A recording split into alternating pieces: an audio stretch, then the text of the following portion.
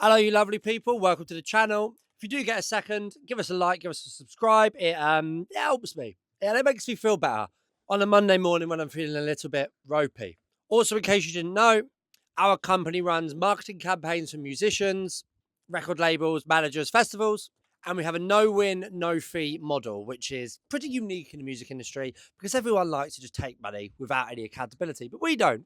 So check it out if you get a second. So today I'm going to talk about something that is actually, this isn't actually new.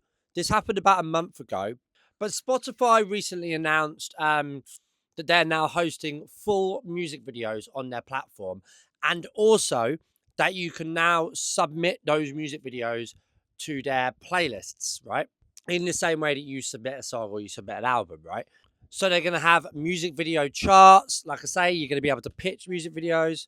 And it's part of a wider challenge to YouTube that Spotify are kind of doing, which is interesting. And I think, potentially good for artists. Music videos, for about the past 8 or 9 years, kind of the general advice has been that music videos are a bit of a waste of time for most artists. It's not like particularly necessary anymore. The advice has been really, you're much better off getting a good content team than you are hiring a music video director. But the fact that you can now pitch to Spotify's playlists with a music video gives music videos that little bit more oomph, I suppose, and gives quite a legitimate reason for an artist to film a music video now. So, music video directors, rejoice. This is probably good for you. So, to give you some quotes from Spotify, after watching a full-length music video, listeners streamed that song 64% more over the following 3 weeks than fans who only heard the audio. They are also 1.5 times more likely to save or share the song or add it to the playlist. So what Spotify is basically saying here is that if fans watch a music video or a visual piece of content along with a song, then they're much more likely to be like, yeah, cool, I like that, I'm going to... And that, I fully believe that. I fully believe that is true.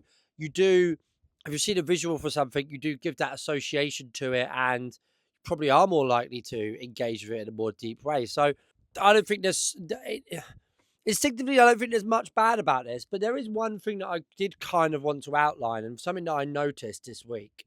So I was looking through Fresh Finds this week. If you don't know what Fresh Finds is, it's like one of Spotify's playlists that talks about what hot new artists there are at the moment. And it's a good kind of entry level playlist for musicians to be on. Like, you don't need to be a big artist to get on this playlist, but it's a good stepping stone. Bit like BBC Introducing almost, but within Spotify.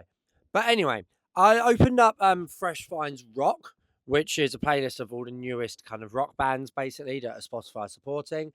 And I looked in the top 10 songs on that playlist, 9 of them are all music video. And that I found interesting. 9 of the top 10 songs on Fresh Finds Rock all have music videos.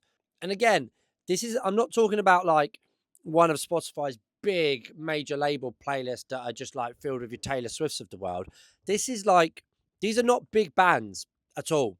And they all had music videos. So I'm just kind of spitballing here a little bit, but that I think should tell you something, that Spotify are really starting to prioritize music that comes with visual content, and specifically music videos.